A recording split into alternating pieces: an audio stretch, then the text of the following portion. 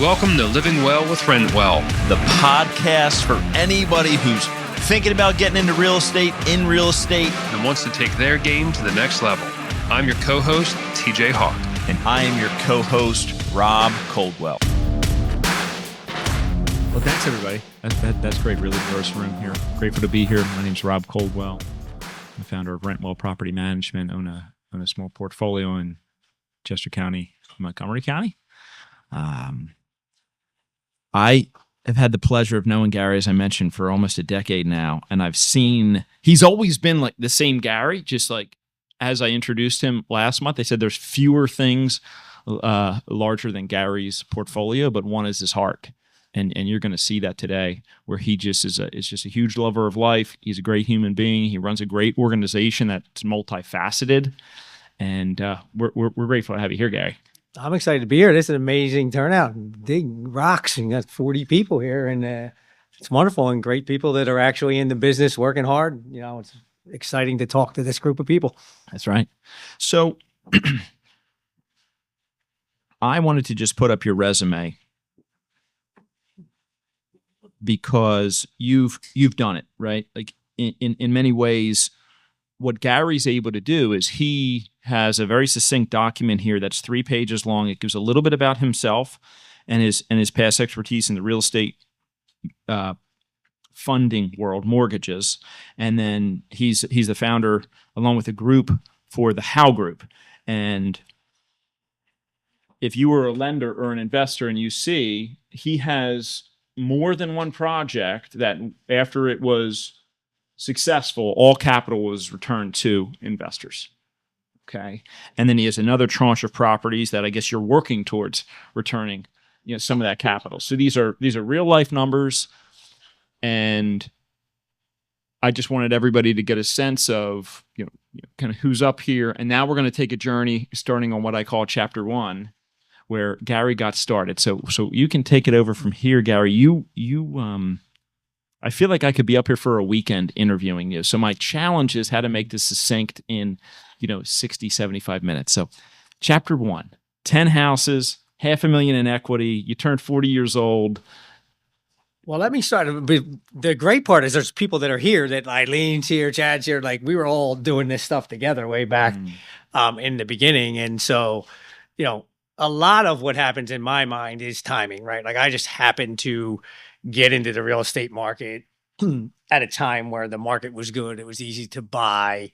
Rates kept going down. Things were going in the right direction. But like, my start in the business was, I read Rich Dad Poor Dad. I'm sure most people have read that book. And I was like, this is great. I'm not a super student, but feels like this is a way to be a great entrepreneur and be able to make some money. And so I had a goal, and Eileen will remember this, that John Krause and myself said, hey, look, we're going to go out and start buying some properties. I want to buy 10 properties. And by the time I'm 45, I want to pay off those 10 properties, and then I'm retiring. And what year is this, Gary?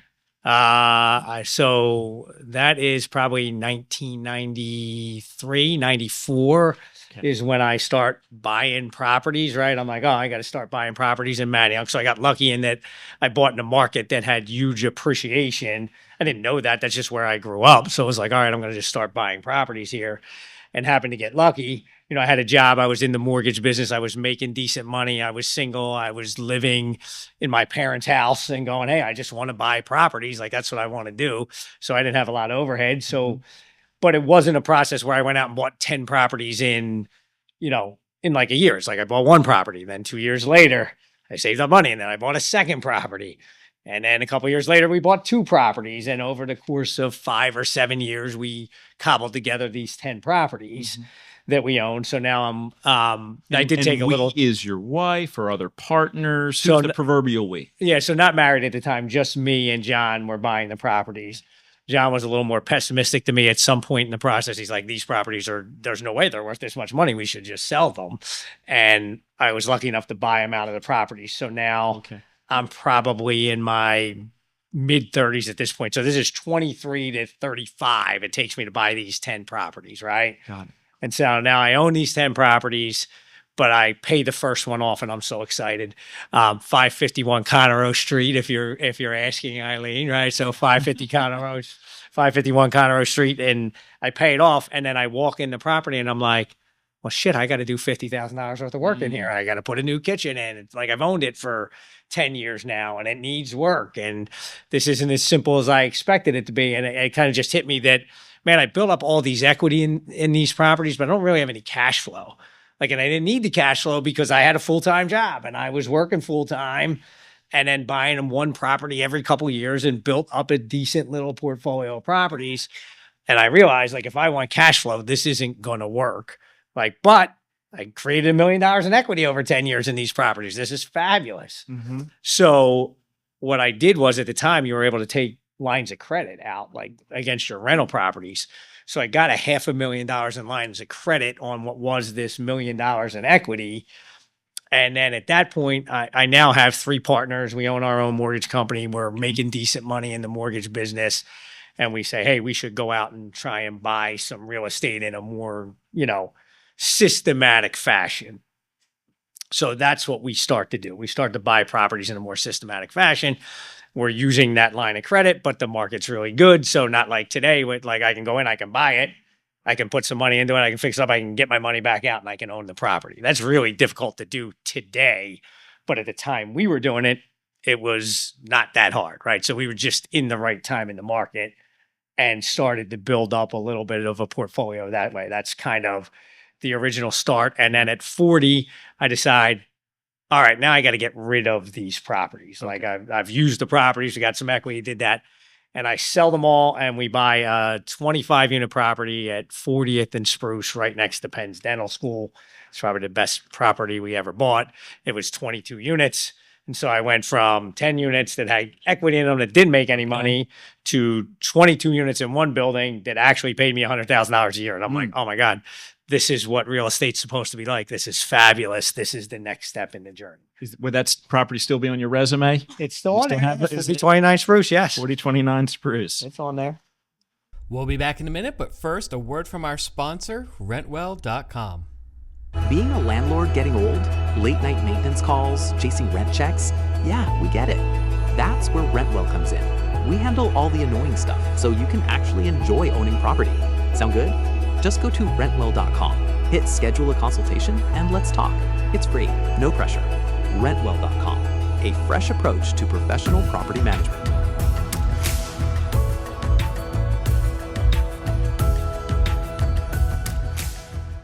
This episode is also brought to you by iFund Cities, real investors helping real investors. They started this company because honestly, dealing with lenders can be the worst, so they built the kind of lending platform investors actually want to work with. Fix and flips, new construction, small multifamily, rental properties, whatever the project, they've got the capital to back it up. For info, call Sean Kane at 717-495-2569 or email at sean.kane@ifundcities.com. 4929 Spruce, 2013. Uh-huh. Estimated value, $6 million. Mortgage, 4.2. Have some equity, all capital returned. Annual cash flow, $60,000. Yeah, but we returned more capital. Like the reason that debt is so high is because rates kept going down and we kept being able to take money out of it. And so I can't even show you what we did because I'm not even sure where all that equity where we ended up reinvesting it. But that's why it's the home run of all home runs. Nice. Yeah. And we learned last month, having debt on a property is one of the best ways to actually protect yourself from liability because attorneys aren't really going after the properties that when they have debt on them. So just a little. Yeah, not to say that's not right. I mean, certainly that is right. An attorney's not going to come after a property that doesn't have a lot of equity, but it depends on what your goals are, right? Like, if your goals are cash flow, leveraging up properties is not a great idea. That's not going to create the most cash flow. But if you're trying to grow a business and you're trying to take, here's one calculation I'll give you that I think is a super valuable calculation that everybody can use, right? Yes, I do this on all of our properties. And if you pulled that list back up, you'll see it. Because Spruce Street wouldn't be a good example of it. But if you go to 219 East Willow Grove, it's worth $26 million, has $12 million in debt, right? 216? 219 East Willow Grove. It's kind of in the middle of that first up the top. It's there. So you go 2016. It's worth $26 million. Yes. $12 million in debt, right? Okay. So that means there's $13 million in equity. Now go over and see what it pays out in cash flow. $600,000. So now take that $600,000 and divide it by the $13 million in equity, and you're going to come up with that I'm making about 5% on the equity that's in that building, right? That's a calculation you should do on all your properties, because the question is, hey, is that a good return on my equity? And the short answer is no, right? Like I should be able to sell that building as a good manager of my assets and reinvest that money into something. If I thought I could make 7% on a deal and this is only making 5, well, that's a huge increase in revenue by redeploying that money into something else. So one of the things I think is really I think the key to understanding how to make real estate work is really understanding finance and really understanding how your money works. And that's an example of really understanding how your money works, because most people would say, never sell this property. This is a great property. Look at the cash flow it's making. Look at the equity that's in it. Those things are true. But if you're in a growth mode, like you got to look at, it's like if you do a sports analogy, it's like, hey, I want to trade AJ Brown, who's malcontent on the Eagles, and I want you to give me Myles Garrett in a first round pick. It's like, well, that's not the way it works, right? Like you can't trade your bad asset for a great asset. You got to trade your great asset for assets that you think you can make better. And the calculation that you're doing to figure out if that's true is, what's the cash flow versus equity, and what's the cash flow versus equity on the properties that you're considering buying or you're considering doing. And if I hear this all the time, these are not fake reviews. I'm not sure what that's. All right. That's not fake news. That information was real news.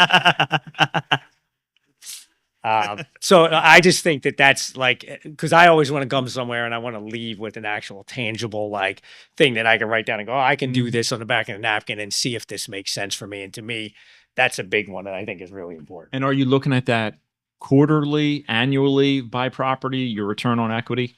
So we're at the point now where I need to have an asset manager, which I don't have currently. So I'm not looking at it as much as I should, but I have a general sense in the back of my head of that calculation on all those properties. That's not that hard to do. So it's an easy calculation, but I should be looking at it every, 6 months at a minimum, because market conditions change, the assets that are available to buy change. And so I would think at the very least, you would want to look at it every 6 to 12 months is something that I think would be a good rule of thumb. And what's the equalizer for return on equity, where you'd have some brokerage fees to sell, right? Yep. It may not sell exactly at your appraised value or what's on your spreadsheet, but let's say it does or close to it.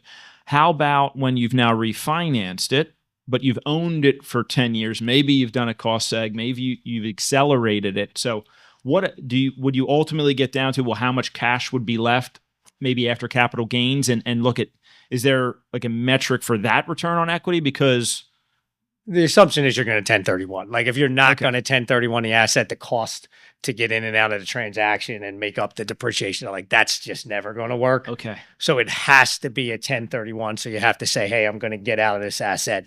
But to the question that you asked, right, look, you're putting it on the market for sale. If somebody wants to pay you less than it's worth, you don't have to sell it. Yes. Right. So you just have to have confidence that if you do put it under contract, that you can replace that asset with something that's going to make you more money. That's really the thing you got to do. But to your point, if I was selling something that made me 5% and the asset I was buying only made 6%, I'm going to eat up 0.5% or 1% of that in costs to get in and out and that stuff. Okay. So that's probably, you need to see a 2 to 2.5% spread between what you have and what you're going to buy in order to cover what would be those transaction costs. Is what I would think, I would start there. If it's a 2%, if I'm in that 2% range, probably worth looking at. If it's not, probably not worth looking at. So great question. Okay. Yeah, nice. And have you been doing that on some of these that have sold? Was that the plan for most of these? And is this how you were able to, because I guess the essence of what I'm trying to get here is many people have gotten to, and Matt's not in his head, it's okay, help me still bridge this gap. We're talking about 10 single-family homes in Manayunk. Yep. And now, if I looked at a handful of your offering memorandums, this is now what the league that the Howe Group is playing at. Sure. And that was done in a decade and a half. Yeah, right. Once you hit that point, it was a decade and a half to get you that equity. Right. So I apologize. Right. The question Sure. is, how's that journey happen from there? So Chad was there, right? So we started buying land down at Temple. We just kind of got lucky as I started going out and looking for stuff. That market, nobody had developed more than a block off of, Broad Street at the time. So you could buy lots for $40,000. You could build a duplex on there for $250,000. The taxes were $300 a year, and you could rent them for $4,000 a month. That was really, really good math. So we would build them. My partner would build them. It wasn't a great leap to go from, hey, I was doing the rehabs of a 3-unit building to, hey, I'm going to build the duplex. Like, you can get there. It's not like, it's harder to do the rehab of a 3-unit building than it is to build the duplex, right? Like, there's more surprises in that, where the duplex, like, just getting into the dirt there might be a surprise, but once you get the foundation in place, pretty easy process. So that's what kind of catapulted our career. Was we started getting we were able to build properties that had cash flow, and we were getting all our money back. Again, because rates were going down, taxes were low, like everything was just right. It was a perfect storm of everything being right for us at the right time. And it still took us 15 years. I remember, we went from building duplexes that we were going to build our first 6-unit building, and we were terrified. Like, we're going to build our first 6-unit building. Holy crap. Like, how are we going to do this? And, so because there's commercial lenders in here, you understand that the commercial world is a totally different world than the residential world. So I grew up in the residential world. I only knew the way residential appraisals were done. I only knew the way residential financing was done. So I was unaware of this concept that 6 months later, if your rents were there and the building would appraise for a certain number, you could pull some of your cash back. I just didn't know that you could possibly do that, because in the residential world, you can't do that. And so when I got with a great commercial person that could explain to me how that worked, we were able to continue to recycle our cash. Now, I don't know that that's possible today, so it's a great story to put on the back burner, but recycling your cash today is really difficult. Like, I'm not recycling my cash. When I do a deal, my assumption now is we're leaving that capital in. I need people that want to be in a deal for 5 or 7 years, because I can't get them their money back in 2 years, right? Yes. Like, if there's optionality where things go well, then yeah, there's some possibilities there, but I'm not walking in the room and telling anybody I'm giving you your money back in 2 years. So it's a totally different market that requires a totally different strategy than what we're talking about here. So the part of this story is really just, it can happen. Yes. In today's market, it's a totally different strategy than the strategy I had. Yeah. Great. So you didn't do that alone. And one thing that always resonates with me, conversations from years ago, you're doing this with a team of individuals, and sometimes some of the businesses that you're involved in are making money, other times they're not. The way you were able to get into it is you were able to free up kind of your day job on the mortgage side and do the development. So I think a lot of us have heard the phrase, like, we go faster alone but further together. Is there anything that you would want to share about that? Well, a couple things from my end. I just want to talk about, I'll start in general with real estate investing, and then I'll move to, I'm a partner guy. Like, I like to be in partnerships. I need other people that have skill sets that are better than mine in certain areas. I know where I'm not good. I know where I am good. Mm-hmm. Where I've learned where I'm good and where I'm not good is probably a better way to say it. But I would start with the one thing that I was lucky enough to have when we got involved in the real estate business was income that was coming in from another job. So I had the chance, like, because it takes a long time to build up income in real estate. And so if it's like, hey, I'm going full-time into real estate and I need to make money tomorrow on this real estate, that's a really tough way to get there. Yes. Right. And I see a lot of people in the room, and I heard a lot of people in the room that are doing flips and they're doing 2 and 3 unit buildings. And that means they got a full-time job, and this is what they do on the side to build wealth long-term, which is a great strategy. But for somebody that's new and just says, hey, I'm getting into real estate and I'm burning the boats and I'm going to make all this money, like, I think I would advise against that. I'd say have a good income coming in. Do this on the side until you start realizing that you have the income you want coming in, and then you can transition from the one business to the other. So we were able to do that. In terms of, as I said, I'm a great sales guy. I'm a great find properties guy. I'm a great relationship guy. I'm not a great detail guy. I'm not a great builder. I'm not a great, there's tons of stuff that I'm not good at. And I just happen to have 3 partners that their skill sets are such that my one partner is a great builder. My other partner is really detailed and he'll make sure all the books are right. So what was important to us though, and this is if you decide like, hey, I'm trying to decide, should I have a partner? Should I not have a partner? What should that look like? You want to marry skill sets that are good. So they're very good at things that you're not good at and vice versa. But here's the key to it, right? So, and I don't know that we told this part of the story, but I'll tell it now, which is the 4 of us were doing mortgages. We were all doing mortgages. I was doing 20 a month. Rissler was doing 20 a month. Bill was running the back end operations and Andy was doing 7. But he was working really hard. He wasn't as good. He did 7. And so when we decided we were going to first get into real estate, we're like, all right, well, you're the worst mortgage guy. So you go out and buy real estate for us. Like that's going to be our plan. But we're going to pay each other. Like you're going to get the same pay that we're getting on the mortgage side. We're still going to pay you because we care about effort. We're not keeping score on results every day. Because the results are going to vary from time to time. Because guess what happens? Turns out Andy's a great builder. Terrible mortgage guy, great builder, right? Like just wonderful. So what we find out is at that point, the building part of the business probably making more money than the mortgage part of the business.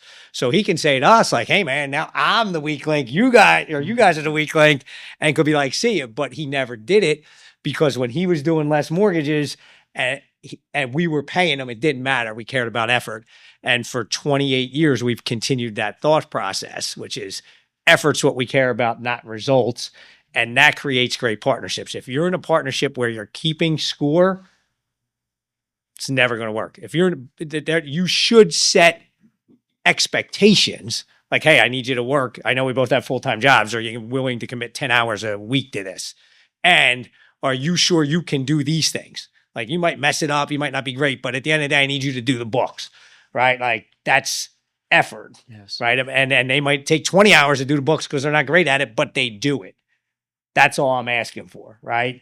If they then don't do what they say they're going to do, that's a totally, like if they don't get the right result, I'm okay with that. If they don't do what they said they were going to do, that I'm not okay with. And I think that's the big differentiator from a partnership standpoint. So your values are all aligned, and it's finding the right, matching their skill sets to what's needed, and then it naturally will evolve from there. Thank you for honing in on that, because that's just huge. I mean, you have 4 partners and then one's underproducing in a way, then you found this other niche. I just think that's, and you've continued to evolve that to this day. So we literally had a conversation like last week because the 3 of us are all in our mid 50s and then our one partner had just turned 70. And I said, no, I'm like, Rich, you shouldn't put the effort in anymore that we're putting in. Why would you want to do that? Like, it doesn't make any sense. Like, you're in a part in your career where you should be going hanging out with your grandkids. Like, and we can adjust. Like, you should just not take a salary from the company anymore. You can still get paid profit. You've been here forever. Like, but why take a salary? Why work? Like, you're not letting us down. You're 70. You're ready to do something different. This is the right move for you. Yeah. And so we're having those kind of conversations because life changes. People get divorced. People have kids at different ages. They get remarried. Like all these things happen and it changes. And if the conversation's always around effort, we found that it works. Love it. All right, cool. We're on chapter 3 now. 45 chapters and 300 slides to go. We're going to spin now. Okay, so setting your deals up after finding your niche. So you found a couple of niches. The Manayunk one that worked out well, and then you're building the small multifamily in Temple and Burr it, right? Gary was burned before Burr was even a thing, but they've been doing it for 100 years. Okay, so rule number 1, you said don't lose people's money. I added in there, you get paid last. Rule number 2, figuring out how you're going to get paid as the general partner on these. And rule number 3, how are your investors going to make money? Yeah, so I think Max was on a call that we did yesterday reviewing a deal that we had. And so I always try and say to people, you can get your real estate pretty bulletproof if you want, okay? And so if you look at it and think, well, what are the risk factors in a real estate deal, right? Hey, there's my interest rate could go up while I'm doing this deal, right? I got some interest rate risk. I got some risk there. Okay. I have potentially some construction risk depending on what kind of deal I'm doing. I have the risk that I can execute on the rents that I'm expecting to get. And then I have the risk of the economy, let's call it. I can't control the economy. So I can try and control as much as I can of these other 3 risk points.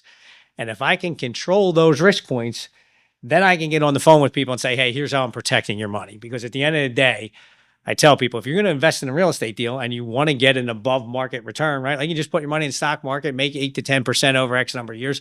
You're coming to me because you want to make 15 to 20% on your money. Well, that inherently comes with more risk. And if it comes with more risk, the first question you should be asking me is, how are you protecting me against this additional risk? Like, walk me through your process. And if I can walk you through a process that says, hey, I've protected you against these different risk factors, people generally feel comfortable, right? And nobody is ever unhappy, by the way. If you do a deal and you say, man, this didn't go well and here's your money back, right? Even if it took 2 years, people are like, man, that guy worked really hard for 2 years. He didn't make any money, but I got my money back. Like, I've been in many deals where I put my money in and lost it, right? Like, so I always tell people to ask that question. And so what we do, I'll give you practical things that we do for each of these particular things. So the number one thing that we do is we never take interest rate risk. Never. Now, as a banker, you might say, well, I don't know how you're not taking interest rate risk because you want to take a construction loan and I'm not giving you a fixed rate on your construction loan. So you got a problem. And the answer is the following. This is what we do. We use a company called Chatham Financial. And what Chatham Financial has is essentially a derivative where you can buy an interest rate hedge, right? And it's not actually tied to your loan at all. It's just a bet. Like Chase Manhattan doesn't think rates are going to go up. So they're willing to take a bet that says, let's say your deal works at 6.5, doesn't work at 7. So you can go out and buy a hedge against your interest rate not being above 6.5%. Okay. And if rates are above 6.5% on whatever that strike date is, they pay you 10 years worth of the difference in interest rate in one lump sum at that time. So now I got a $20 million loan, right? Let's just say, and I can't get the bank to give me a fixed rate loan and I want to sleep at night and I want to protect my investors. And I go out to Chatham Financial and they say, well, nobody thinks rates are going up. So the bet costs next to nothing. You know, you can take a $20 million hedge against this for $100,000. You know, I'm doing a $20 million deal. $100,000 is not a lot of money in that deal. So now I go out and buy that hedge. And then guess what? Rates go up 4%. And then they pay me all this money and I didn't have to take that risk position. Now, I built it into every deal. And for 10 years, it never hit on one of them. But I didn't care because I knew that I could get on the phone with the investor and tell them, hey, I'm protected interest rate risk. It's one of our risk points in here. I've protected that. Second on the list, so Chatham Financial, like on a smaller deal, might not be worth it if your deals are getting to like a 10-unit deal size. They're probably not that expensive. Could be worth considering something like that. On the second side of it, now we're going to do the construction, right? So I don't know what you guys charge in fees on the deals that you do, if you have investors, if you're doing them for yourselves. But let's say you're trying to raise money for a deal. And so you say, hey, if I'm going to do this deal, I'm going to raise money and I'm going to charge a 2% fee for myself as the developer. And then I'm going to do the construction. And if you're going to do the construction, you should get paid for doing the construction. We generally make 3% on the construction. So now I got a 2% fee for buying it. I got a 3% construction fee. I get a 0.5% finance fee. So now I got 4.5 there. And then I'm going to put 10% in contingency in the actual construction itself. Otherwise, I'm not comfortable doing a deal. Well, now I got 15 or 16% of contingency in that deal. So now I go to the investors and say, hey, here's the way it goes. First, I'm going to use this contingency. If that doesn't work, I'm going to put all my fees in. If that doesn't work, I might make a loan to the entity so I don't have to come to you for money. This is how I'm going to protect you and make sure that we got a big enough cushion that I'm not coming back to you and asking you for money. Got it. So now I've protected interest rate risk. I protected construction risk. And now I got to go to my third risk, which is, am I actually going to perform on this deal the way I said I was with the rents? And so the question is, what is your rental model? And for us, our rental model is we want a slightly bigger apartment with less amenities that's a little cheaper than the submarket we're in. So if I'm competing, like my buildings are typically 50 to 100 units, I'm competing against 250 unit buildings. Those guys have a gym and a lobby and a fitness center, or, you know, you name the amenity, they got it, right? I don't have any of that. I have a small gym. I have a utilitarian lobby in our buildings, but my actual unit is laid out better. It's actually a little bigger and well thought out. That's more livable, and it's a little bit cheaper. and then my vacancy rates are less. So I have a specific business model. Everybody has to have their own business model of how they're going to protect against that rental side of it. And if you're doing those things and then you put, 5% vacancy in there, you should be good enough, and your investors should feel good when you're showing them your comps that, hey, I've protected rental rates. I'll give you an example. In my business, a lot of people do this. They'll say, well, rents are $1,000 today, but my building's not going to be done for 2 years. So rents won't be $1,000 in 2 years. Rents will be 6% higher than that in 2 years. So I'm going to underwrite $1,060 in rent. I'm never doing that because it's too aggressive for me, because I don't want to make the assumption. That's probably true, but I don't want to make that assumption. I want to say, hey, here's the rents today. Here's where I'm at versus today's rents, and here's what I perform at. Now, as I go forward, I assume rents go up. I mean, rents have to go up in order for your business model to work, but I don't go in being aggressive. Okay.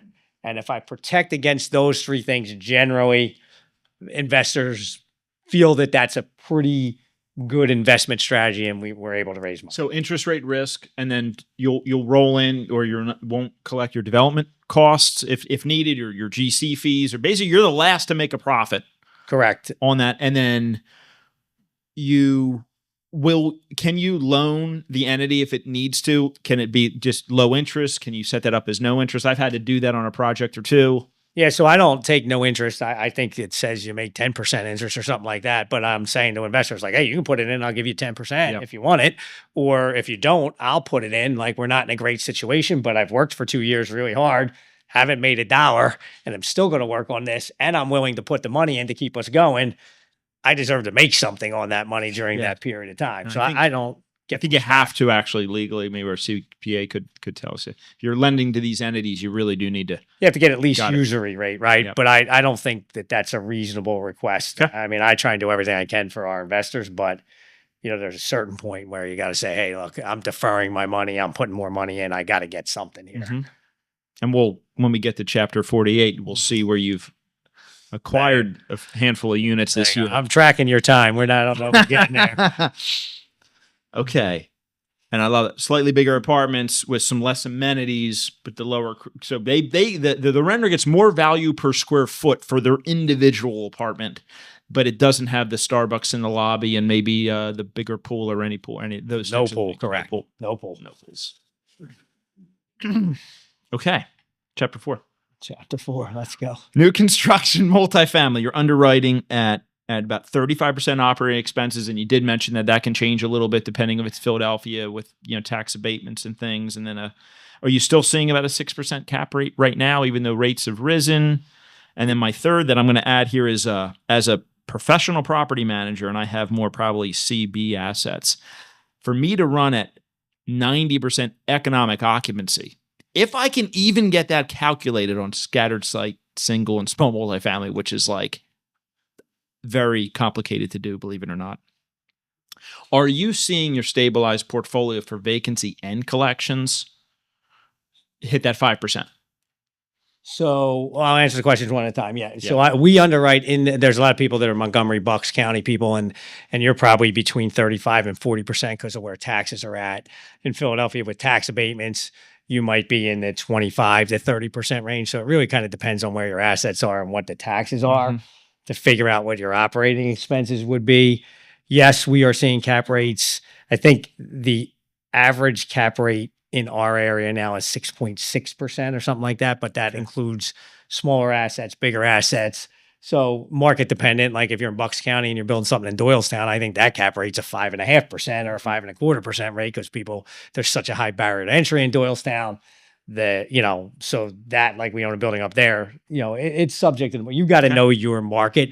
But as a general rule of thumb, if you're just starting and you want to say, hey, I want to use 35%, a 6% cap rate, and our vacancy and collection is around 5%. We have a couple buildings in areas where there's a little bit oversupply, where we're probably closer to 8. But as a general rule of thumb, based on the underwriting that we're doing, yes, 5% is what we still see for vacancy and delinquency. Combination of vacancy and delinquency, I should say. We got through that chapter quick. Yeah, you did. That was a quick chapter. Go ahead.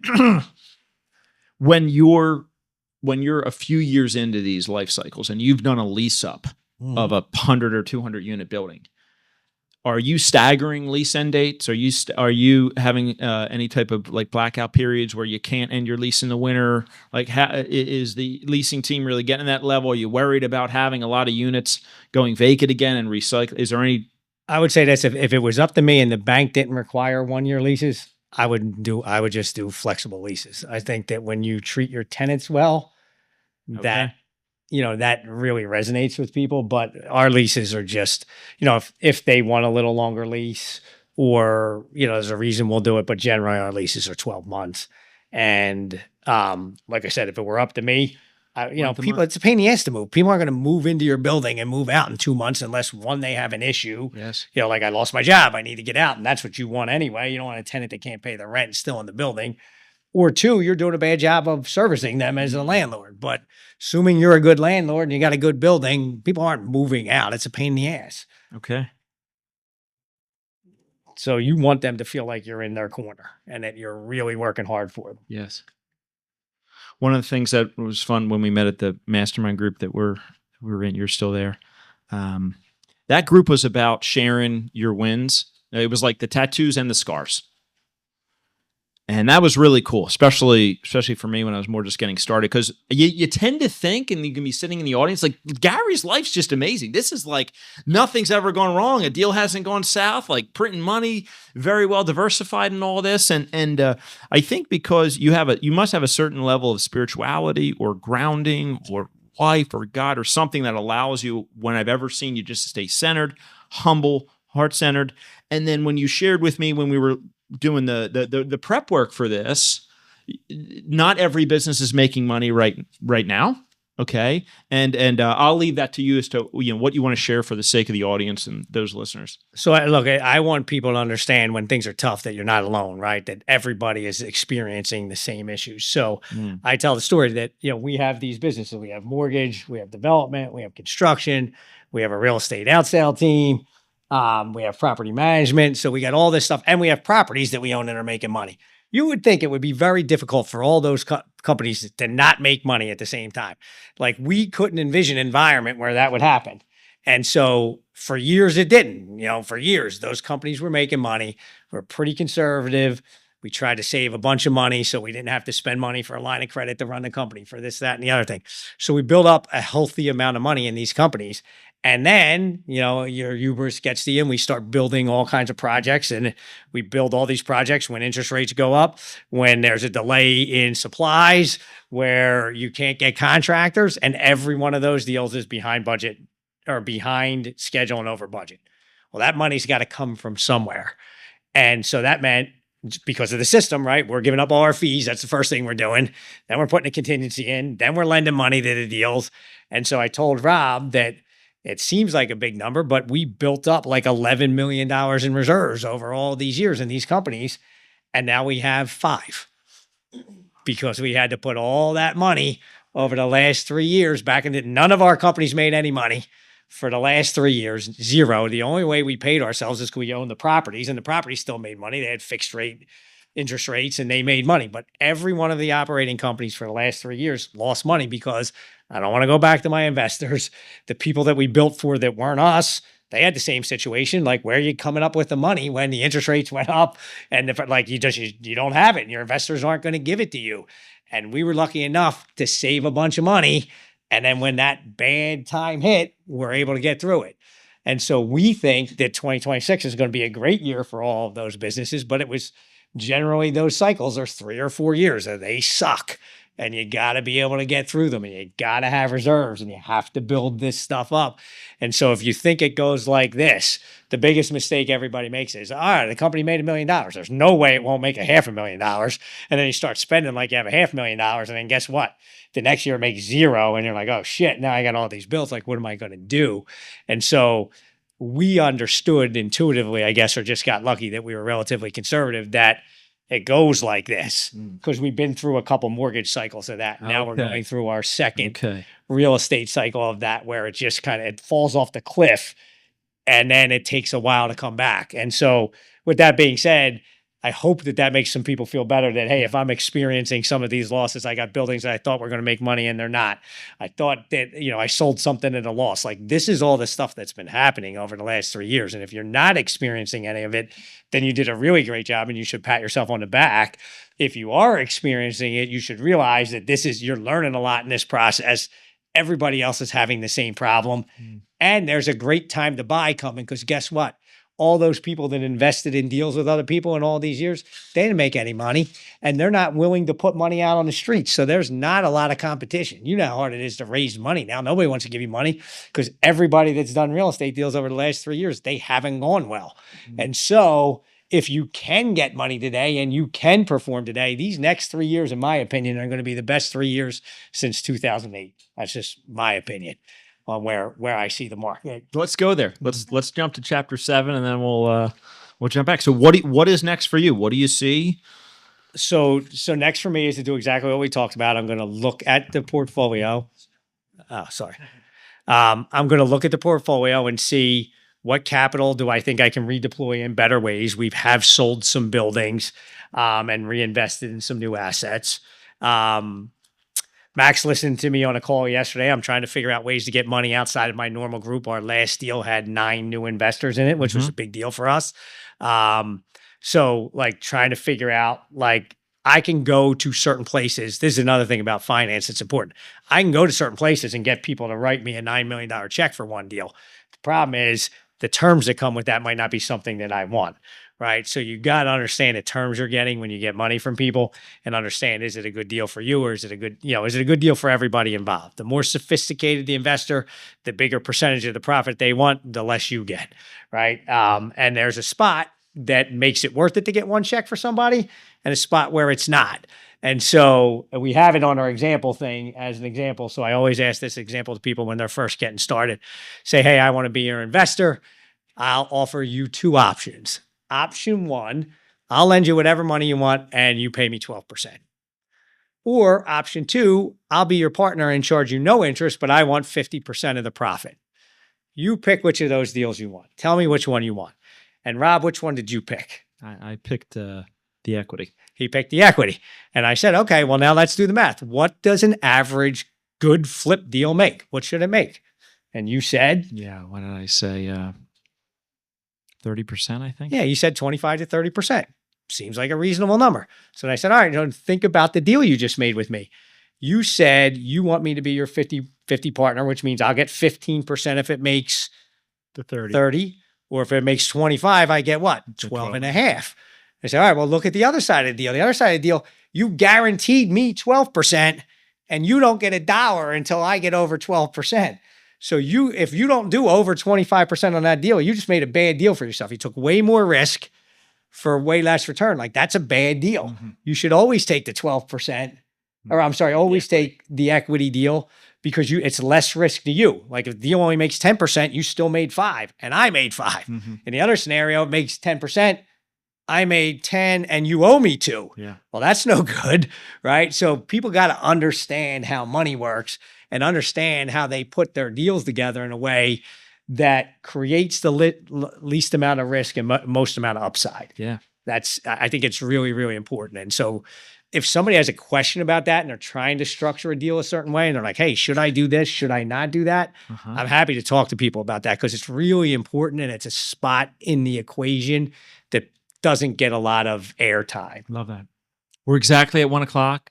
And if anybody needs to, like, now's a good time. Like, if you need to excuse yourself from the room or whatever. Otherwise, we're gonna keep going. We're right at the end here, and then Gary has a list here, and we're gonna see some of your questions. But so what's next for you is you have also, one of the conversation pieces was that over the last few years, developers have developed new construction, mm-hmm.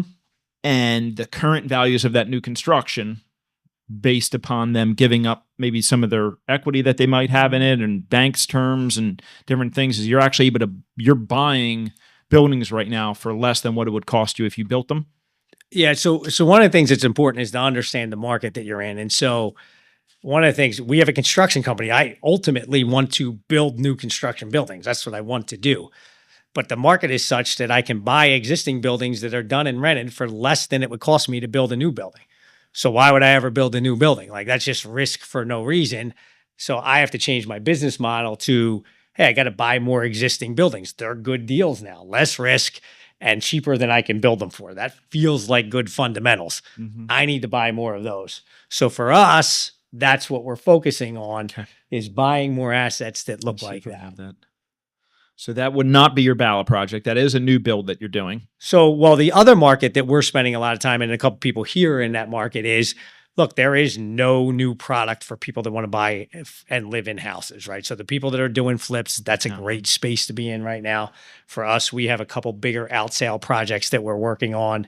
We think that market is really strong. You're showing our, well, those are deals that we bought that were existing deals. Okay.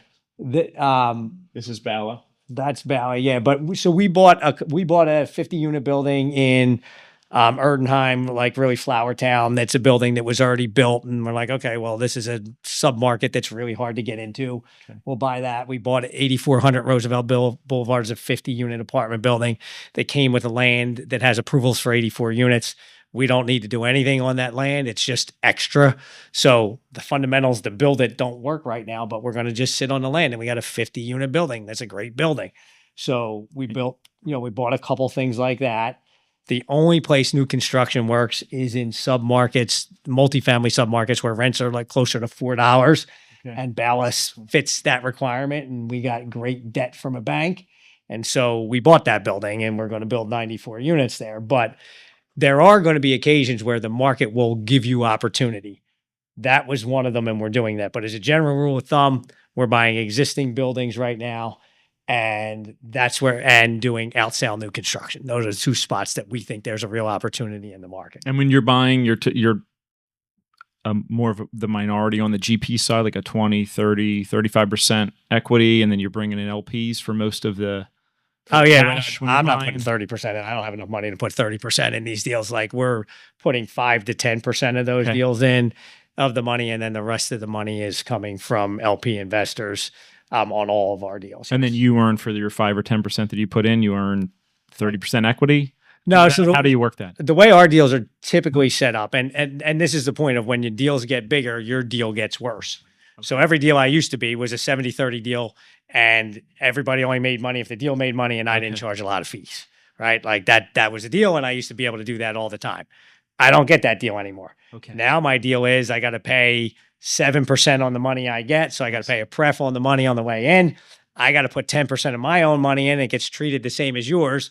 And once that deal makes 12%, now I get upside over 12%, right? So it's a much worse deal than the economics that I had before on the smaller deal.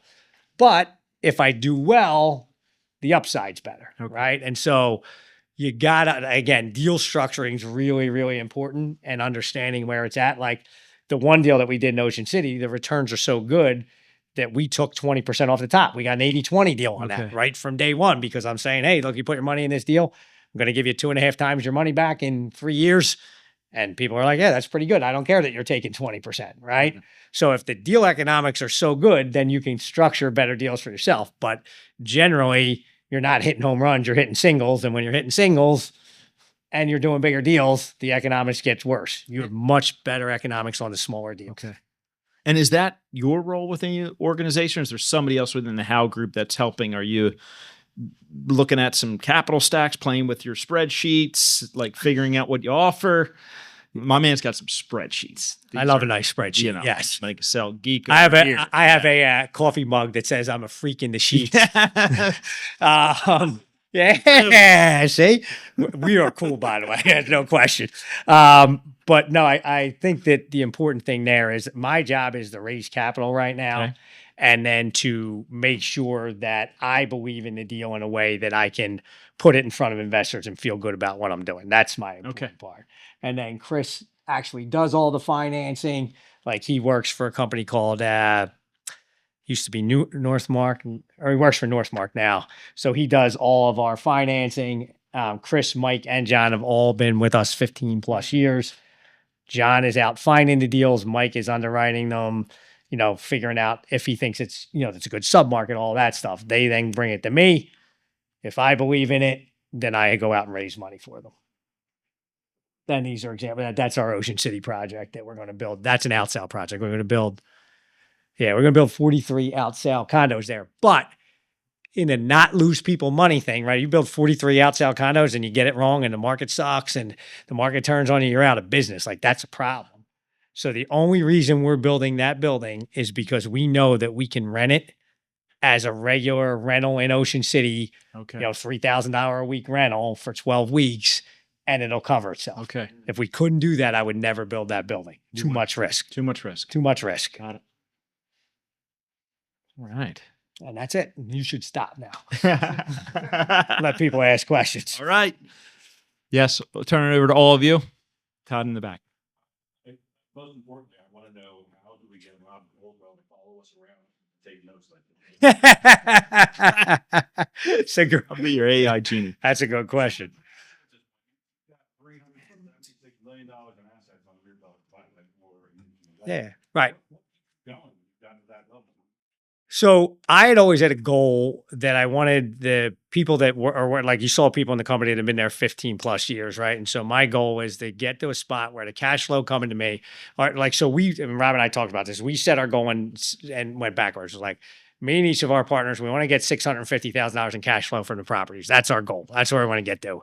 And we set a plan out of how we would get there.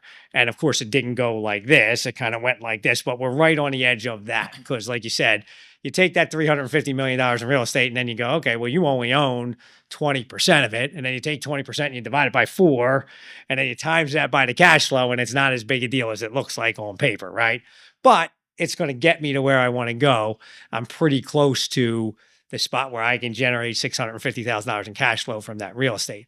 So the next goal for me is to take those people that have worked there for 15 years and then say, all right, now you're 40. Here's your 15-year plan to do exactly what I did. And by the way, I'll back you with my capital and let's see you guys do this same thing. That's the goal.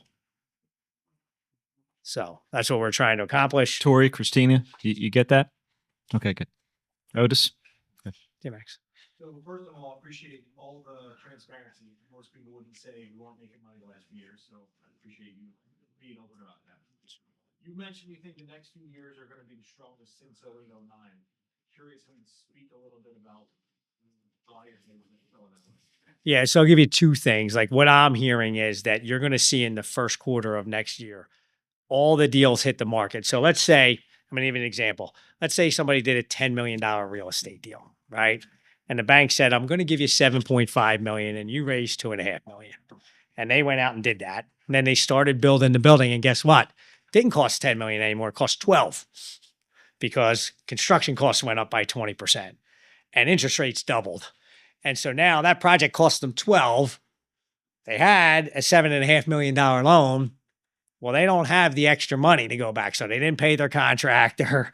Their investors are in a bad spot. And so the bank comes to them and says, oh, by the way, the building's not worth $10 million anymore. It was worth $10 million when I originally gave you the money, but now it's worth $9 million. So guess what?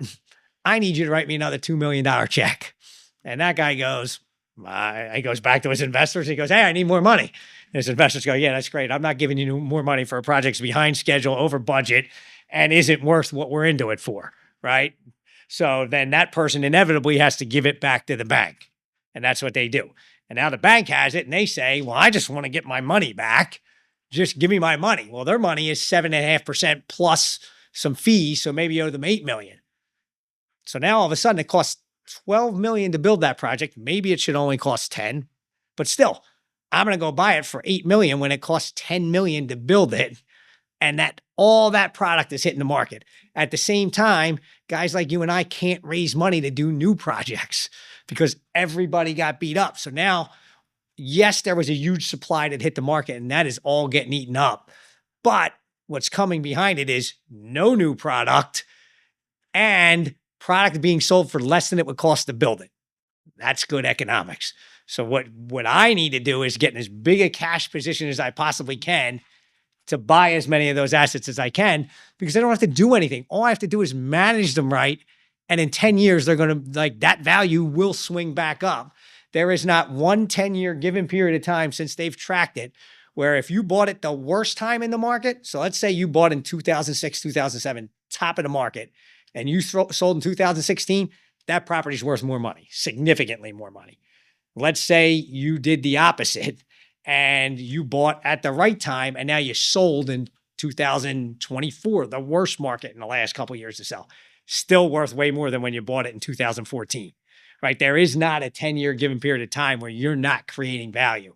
So if you believe in real estate goes up in value every 10 years and you can buy assets for less than it costs to do it today, you should buy as much of that as you possibly can. Yeah.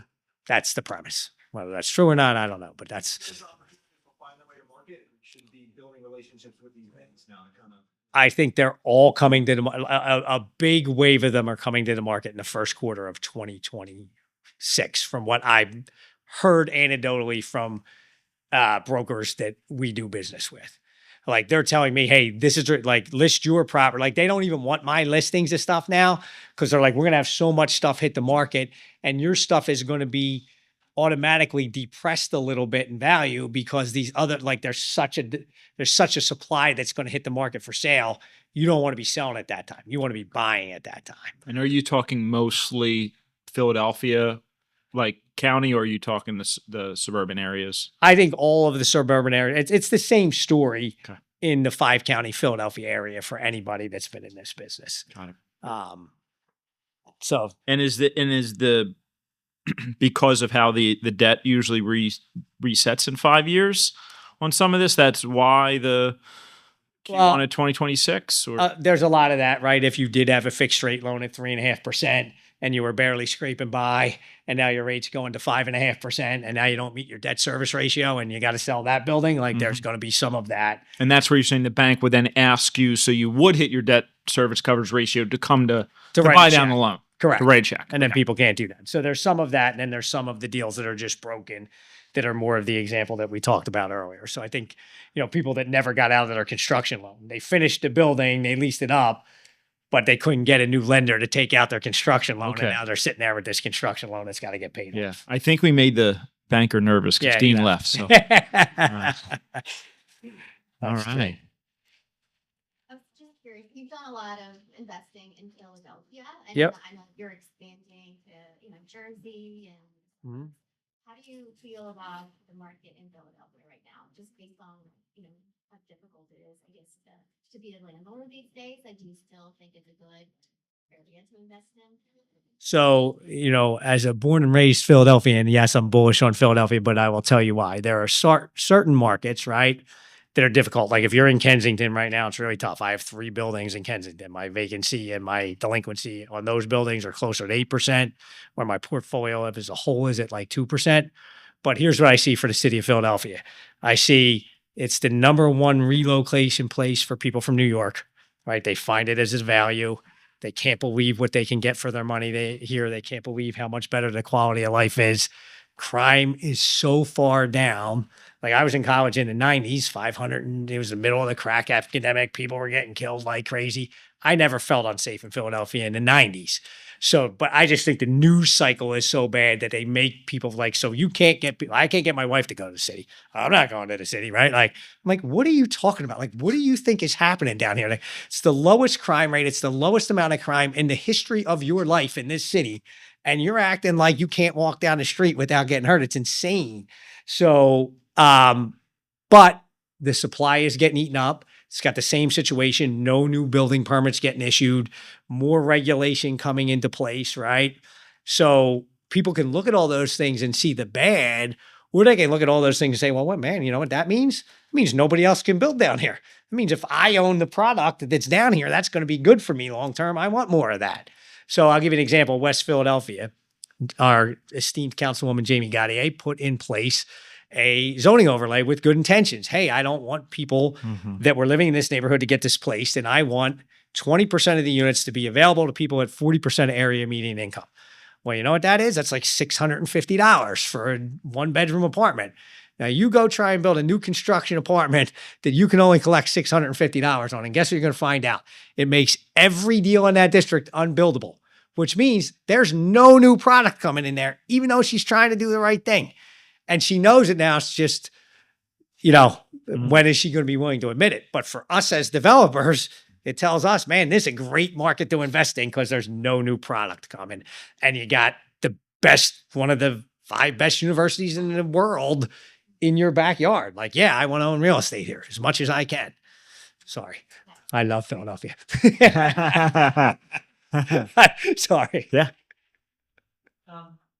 Going back to your previous question or comments, so coming next 2 to 3 years, Yep. how does maybe small time investor capitalize the most? Like say if you have $200,000, Yep. not few million, or you're not raising millions. So a couple things, right? It depends on what your goals are, right? So I always got to start with, anybody comes to me and asks me, hey, I want to invest in real estate. I start with, all right, well, what's your goal? If we sit here 5 years from now and everything went exactly the way you wanted, what happened? I own 10 properties that make me $5,000 a month. Like, get me to where you want to be. And then we can start down and come up with a plan.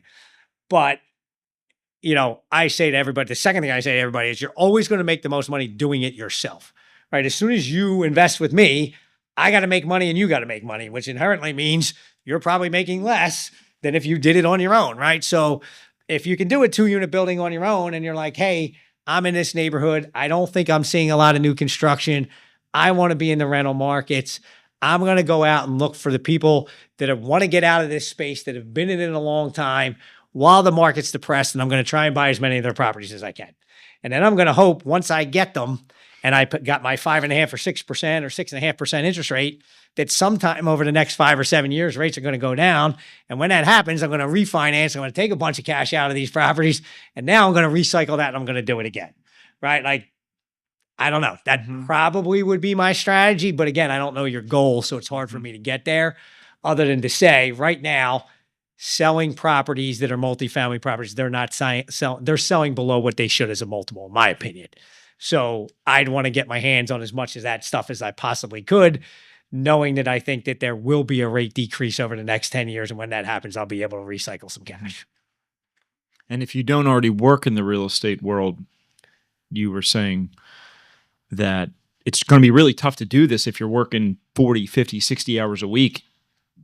Like, you need to kind of you got to keep the day job, but it has to be a day job that also allows you to invest well in real estate. Right. That's right. Well, look, if you remember the story from way back when, an hour and a half ago when we started, before we started putting you to sleep, the story was that it went from 1993 to whatever year it was, to build those 10 properties up. It didn't, like, I didn't just magically wave a wand and all of a sudden I had 10 properties and I'm like this genius guy. It's just like grind away, because I had a purpose. Like, I wanted to own real estate and I wanted to get there. And I knew that it was a long-term game, not a short-term game. Yeah. Right. And you just got to work through that process and be realistic. Like, when I used to do investor seminars at Keller Williams, I'd be like, look, you can be a millionaire buying one property a year or one property every 2 years for 10 years. Here, let me give you the math. You don't have to buy 5 properties a year and do that. You just got to do this if you got a full-time job and you have 10 hours a week to devote to it, and we can get you there. But people don't want to hear that. They want to hear, I can get there in 2 years and I can do this. And like, you can't. I mean, somebody can. I'm not saying nobody can. I'm just saying that most people, you can accomplish way more in 5 years than you think and way less in a year than you think. You just got to have a long-term strategy. Mm-hmm. Okay, Norm. They're not asleep yet, Gary. I think we're still okay. Quick question. First time investor in Washington, D.C., how much money did you put into the ballroom? To what? How much money did you invest in the ballroom? You know me, buddy. Where there's opportunity, I'm interested, is my answer. Yeah, what was your question? Underwriting question. So, sure. Congrats on getting Irving Court in Flowertown. I love that. You guys beat me out on that. Sorry. My underwriting, where I had my rents at, I just could not get anywhere near the numbers that we were getting, that they were getting. Mm-hmm. But I know 10 years from now, it's going to be a great asset. That's right. I was looking at years 1 through 3, and I'm like, this is going to bleed money for me. Mm-hmm. How do you guys, I'm not asking exactly how you comped everything out, but do you make these decisions saying like, hey, short term, we might even lose a little bit or be net neutral. But are you making those decisions as a team? Because like that's a great asset, and I just couldn't get anywhere near the numbers. Yeah. So here's good news. I'm going to give you my underwriting so you can see it, because we should all share our underwriting so people understand. But two things with that deal. I went to people and said, this is a low fee deal. I'm going to charge a 1% fee on this because we want to own this asset for 10 plus years. And we're going to put close to 50% down. And we're going to hope that we make 10% on our money over here, but this is a great asset. And I got two guys that were generational asset guys that are third generation owners of real estate and said, yeah, I want to own this building for my kids 10 years from now. That's the only reason it works. Like if I went out to my normal investor group and said, hey, I need to get you 15 to 19% return, I can't do that, right? Like it doesn't work. Okay. But I might get lucky here, same thing that we talked about, which is I got a 50% loan. Let's assume rates go down sometime over the next 3 to 5 years. And I go, hey, I can give everybody some of their capital back and we keep our payments the same. And I'll take a 7-year interest only loan from Fannie or Freddie with, no recourse. And, that'll bump these returns up. If we're lucky, that happens. If not, we own this great building that we're going to love to own. So you're right. Everything you did was right. It was just you needed a different group of guys that looked at it a different way. Okay. And that the way you looked at that is different than another property that you guys are underwriting and bidding on. So it's literally each one is an individual thought process where you're not thinking across the board consistently. Yeah. So I have a group of guys that if I find that kind of investment, I'm going to go to because I know that's what they want. They don't like fees. They want long-term. Like by way of example, like the property on Roosevelt Boulevard, the guys from Lindy's Properties called me. Lindy Properties owns 20,000 properties or whatever they own. And they're like, yeah, why don't you let us partner with you on this? We own all these units up here. We'll build the other 85 units. I'm like, oh, it don't make any sense to build the other 85. They're like, we don't care. We'll leverage it at 50%. We just want to grow our asset base. Like there are guys out there. It's hard to find them, but they do exist. And if you have a decent track record, they might be willing to invest in an asset like that you believe in. Yeah. What are you typically shooting for IRR? I'm looking at that. 15% IRR, that's nothing to shake a stick at. 15% is hard to raise money on today. Like if you were going out to the market and trying to raise money at 15%, people don't want to hear it. Right. But these guys were long-term guys and we showed them because we have in there exactly what we talked about. Guys, we're going to get to 15 if we get this refi. They know the refi is in there. They know if we don't get the refi, it's 11. But these are seasoned guys. Like I'm not going to a guy that didn't read the performa.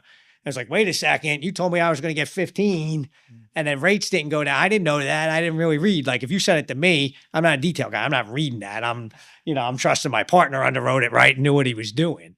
But, oh yeah, is that deal? Yes. Good. So we'll send you, but I'll send you all the information on it anyway. And if you want to just jump on the phone and go through it and say, hey, how do you feel about this? So I just told them the other day, because we're trying to lease, the first 3 rehabs are done there and we're trying to lease them. And I'm like, well, it's slow. It's the time of the year. I said, do me a favor, lower the rent by $300 and we'll figure out whether it's the time of the year or our rents are too aggressive right now. Right? Like, let's find out. I'm not sure you're right, but we're going to find out. And this is how we're going to find out. So they're lowering the rates by $350 and we'll see. Is it a rental rate issue or is it a time in the market issue? So for your normal investors, are you shooting for like 20% IRR then? People want to see, north of 17, probably closer to 20. Like that's the litmus test that the people that are investing with me want to see. So like, how do I get there? Right? Like I'm not getting there by just buying a building and value adding the units. Like that's never going to work. So I'll give you an example of how we get there, right? On a deal that we're buying. We're closing tomorrow on it. Correct. So I'm going to give you creative, right? This is how you get there. So we're buying a building at 49th and Spruce. It had a fire. The guy that sold it. Now remember, you can't build at 49th and Spruce because there's an overlay. And if I build new units, I now have to do at 40% AMI, right? So the building was burned out, was 110 units, okay? It's 110 units and a parking lot that's attached to it. So what we did is we went, but the units were like, I don't know if you know those old buildings down on Spruce Street. They're like 361 square foot units. They're tiny. Beautiful, most beautiful looking building you've ever seen. Shitty units, right? So we're buying it. We're taking the piece of land and calling it an addition off the back of the existing building. So it's not new construction. We're keeping the 110 units. So we're not increasing the unit types, but we're just making better units. So now I'm going to have 1, 2, 3 bedroom units.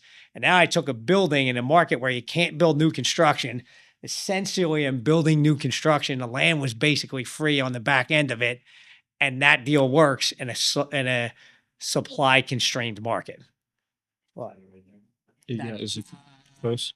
You got to go down the street a little bit. So go down way? to Spruce. No, you're in the right spot. No. Okay. This way? Down there, yeah. So you can see the front of the building. It's down a little further. Keep going. No, that's the new construction guy across the street. It's this building right here. Keep going. Now turn. That's the building. Like, yeah, I couldn't rebuild that building, right? I'm buying that building for $35,000 a unit. But yeah, it's a shell, right? It's a shell. Yeah, it's a big fire. But it's slab concrete and steel inside. And I can just, and then if you run around the corner, you'd see the parking lots there. So you got that's the kind of stuff where I can make a deal work. And because it's not new construction, technically, you don't have the overlay. I don't have the overlay. So you'll increase density on this same. It's the same density the building originally had, 100 units. Just different units. It was 100 studios and shitty 1 bedrooms that nobody wanted to live in. And now it's going to be 100 fabulous units, right? Like so better space planning and all. Better space planning, all that stuff. So how many square feet, on average per unit are you going? Yeah, so in this market, yeah, well, because we put the addition on the back. So we add all this extra. If you go around the corner, show them the lot, right? So what happens now is I get all this land that I get to build 3 stories on, right? I get this big parking lot right there. I build a 3-story addition on there and end up with the same number of units. Now, in a market where there's tons of studios, I'm going to have 1s and 2s and 3. Like, I'm going to have a good unit mix, and that's going to be a good building. And then I got to protect my interest rate risk by buying an interest rate hedge.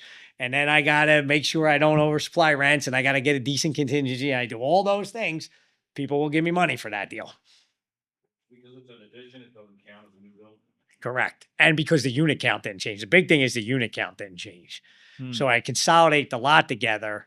When I send it to the city, they're like, oh, you're giving me a rehab for 100 units on a lot that has 100 units. Yeah, no problem. And then it doesn't hit their overlay. That's how you got it. That's how we got away with it. By the way, that building at 49th and Spruce or 40th and Spruce that I bought that we talked about earlier, same thing. When I bought it, it was 22 or maybe it was less units, but there was land on the back of it. And we knew they were going to change the zoning. And when they changed the zoning, there wasn't going to be any parking requirement, and I could build an extra 8 units on the back of it. And we did that. And that's why that deal worked. So anything you can know about your zoning codes, anything you can do to know where if somebody thinks they're selling a single family house and you can put 4 units on it, well, that's a great thing to buy because I can do something better than what's here. Correct. So as much highest and best use stuff that you can figure out, the better off you are. I'm going to go to him and then I'll come back to you. So on this deal, like when you're closing, are you securing all your approvals before you're going closing on it? Or do you have any entitlement risk there? Like, I know you've got your interpretation of that overlay zoning not applying. I'd be afraid of, God forbid I close on this, and then some interpretation, no, they are applying that overlay zoning to the addition or something like that. Like, how do you have your deal structured on close there? Yeah, so great question, because we do have that entitlement risk. I believe, as long as I've been developing in the city, that I have it right. But if I don't have it right, it works as an 88-unit apartment building at $35,000 a unit to buy it, right? It's not as good, but it works. Yeah, nobody's going to be unhappy owning that apartment. And we probably wouldn't make it 88. We'd probably make it 65 or something like that. And then my cost to buy is $100,000 a unit instead of, or 70. It's still a great going in purchase price. So you vetted that out, and you're okay if that. In fact, that's right. In fact, we did the underwriting, and it actually makes more sense to just do the smaller units in the existing building as a percentage return, but as a equity growth return, building the bigger asset makes right. So it's good either way, but it's a great question. So yeah, just real quick about that parking lot. It looks like it's kind of dilapidated. Yeah. Yep. So did you find out ahead of time that not really many of the residents were using that parking anyway? Yeah, you can see it's logged off. They don't. It's not even offered as parking. You don't even know what the hell the guy's doing with it. It's totally mismanagement of the space. And you'll be surprised that that guy owns a ton of real estate. He's not a novice. It's just he's been around forever and he doesn't give a shit about some of these buildings anymore, right? That's what happens. Yeah. All right. Right at 1:30, Gary. Okay. I could probably. Whatever that means. I got Be here all another day. No, okay. 15 minutes. Yep. If people want to ask questions, I'm happy to answer questions for another 15 minutes. Yeah. So you're beyond the borrowing from an IRA, 401k kind of thing. Because you were a mortgage guy, did you have to get licensed for this? Series 7, Series 6, something? No, so we have to do disclosures if we consider what we're doing a solicitation. So I'll give you here's the big difference between the two. If you call me and we're like, hey, I was at that seminar, I'm interested in talking to you about your deal. That's just a referral, me to you, talking. I don't have to give you any disclosures other than know that you're an accredited investor, which you self-certify by checking off a box.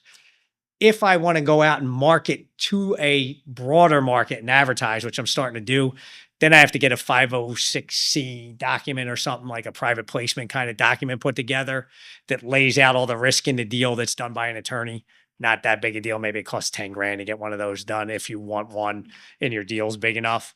But generally, if you're talking to somebody about smaller deals, you don't have to do any of that stuff. So even if you cross the $1 million threshold, you don't have to. It's not the money, it's how you're advertising to it. If you're out advertising like on Facebook and Instagram and all this stuff, hey, come invest with me, and somebody you don't know calls you and invests with you, that's a solicitation. If I just put out there like, hey, I got this great real estate deal, my friend calls me, like, I'm working on this great real estate deal. If anybody wants to ask questions about what I'm doing, call me.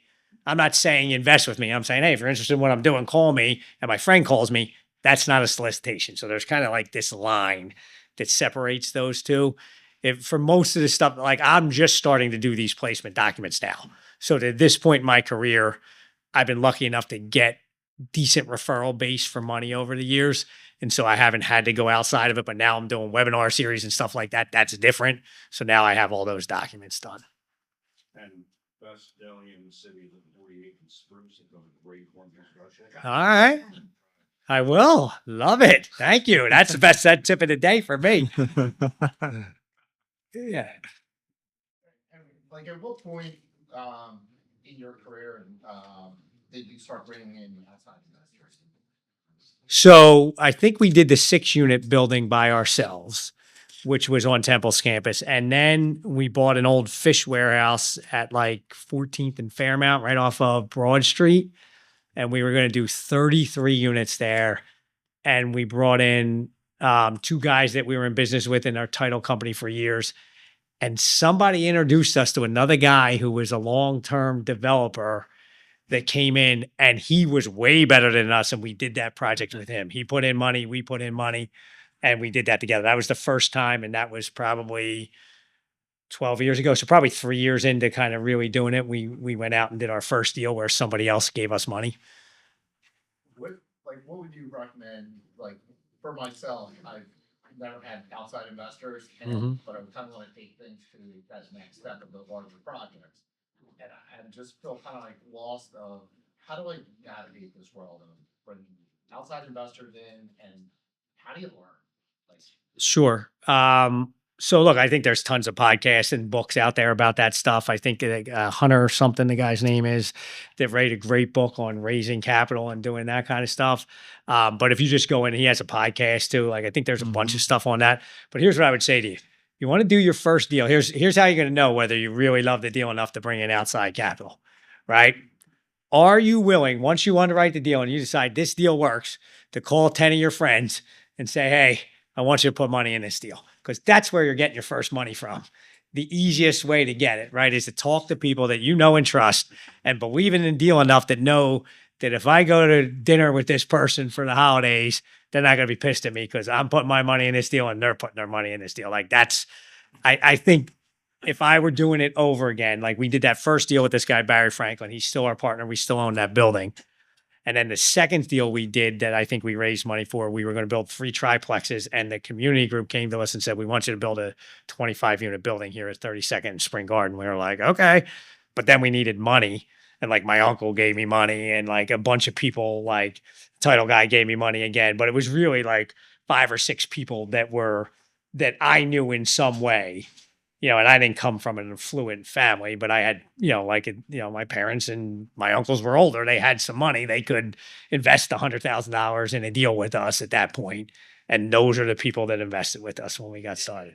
At that point, we got the parties that are kind of ready and willing to Mhm. write a check, put money into a deal. Yep. Like putting together what those metrics are and what you're able to offer and how Mhm. you can structure Sure. to those investors. Like how do you start to shape that up and build it into your performance and really make them out? Well, I just start with the pro forma, right? And say, what do I think this building's going to make? Okay. So if you're comfortable, you can do a pro forma and come up with what you think the building's going to make.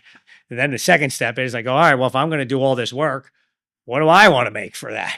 Right. And then I look at what it's going to make over 5 years, and let's just make the math easy. It's going to make $100,000 over 5 years. And I go, well, shit, if I'm going to work on this for 5 years, I want to make 50 grand of that or whatever number it is. And I say, okay, well, if the other people that are going to put up this money get 50 grand, is that a good deal for them? Then I just do the math backwards, like, right, a real quick IRR calculation and say, oh, well, they're going to make, 8% on their money. They might be okay with that. And then I would call them and say, hey, you want a deal that make 8%, with some good tax benefits for the next 5 years? Yeah, maybe I'd do that with you. Show me. And then I show them a great picture of the property and they're like, yeah. And then I say, let me tell you how I'm going to protect you. You should ask me this question. How am I going to protect your money? And then I walk them through how I'm going to protect their money. And if I believe in that, they probably give me the money and I probably do the deal. So I think people can way overcomplicate it. Start there. If you put that together and you want to run it by somebody, call me. I'll listen to you and give you my opinion. All right, Anybody else? everybody. I think we're feeling pretty complete here. Can we give a huge round for Gary? Absolutely. Thanks for coming. Yeah. Thank you. Yeah, if we could, Sean, is there anything that you'd like to add as your main sponsor for my fund? No, I mean, love to chat. Oh, my email is wrong on there. It's It is. Sean.Kane. I have the last name as well. Okay. K-A-N-E at iFunCities.com. I'd love to give you a plug though, Sean, which is one of the things that I will say is, and we talked about this earlier, which is you got to understand how money works. And so you can look at a regular bank deal or you can look at the way that Sean's giving you money. And if you really do the math, you're going to find out there's not that much difference in what you're paying for the money, but what you're getting is better service and easy use, right? And so if you really do the math and you go, hey man, by the time I pay this much more for the appraisal they want, and this much more in documentation fees, and this much more in lawyers' fees, and you add it all up, you're going to find out that it's almost the same amount you're paying for this, and you're just doing more work to get your money that way. So I would really, really encourage, and not only that, these guys are more flexible. If you're, a couple weeks behind schedule, they're not killing you. They just see the path. If the path is good, you're okay, right? And that's what you want from the people that are lending you your money. Amen. Yeah. Cover at GQ right there. There you go. And he's repping Philadelphia, which he knows I love. So we're in business. All right, everybody. We'll hang out for a little bit. Thank you, Gary. Thanks. Yeah, absolutely. Thank you, guys.